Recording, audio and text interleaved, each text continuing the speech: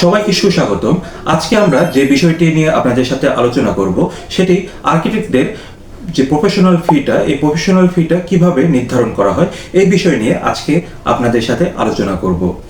তো আর্কিটেক্টদের ফিটা প্রধানত দুই ভাগে ভাগ করা যেতে পারে, একটা প্রি ডিজাইনিং ফেজ, একটা প্ল্যানিং ফেজ।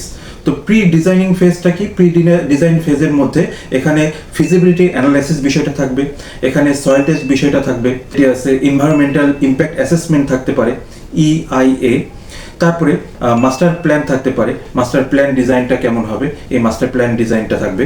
তারপরে কোর ডিজাইন ফেজের মধ্যে যে বিষয়গুলো থাকবে সেই কোর ডিজাইন ফেজের মধ্যে থাকবে হচ্ছে আর্কিটেকচারাল ডিজাইন, স্ট্রাকচারাল ডিজাইন, তারপরে হচ্ছে ইলেকট্রিক্যাল, প্লাম্বিং, মেকানিক্যাল মানে MEP ডিজাইন, তারপরে ইন্টেরিয়র বা ল্যান্ডস্কেপ ডিজাইন, তারপরে এক্সিকিউশন বা সুপারভিশনের জন্য দুই ধরনের বা তিন ধরনের বিষয় আছে, যেমন পিরিয়ডিক একটা সাইট ইন্সপেকশন, তারপরে ফুল টাইম সাইট সুপারভিশন এই বিষয়টি আছে, ডকুমেন্টেশন অ্যান্ড প্রজেক্ট ম্যানেজমেন্ট এই বিষয়টি আছে,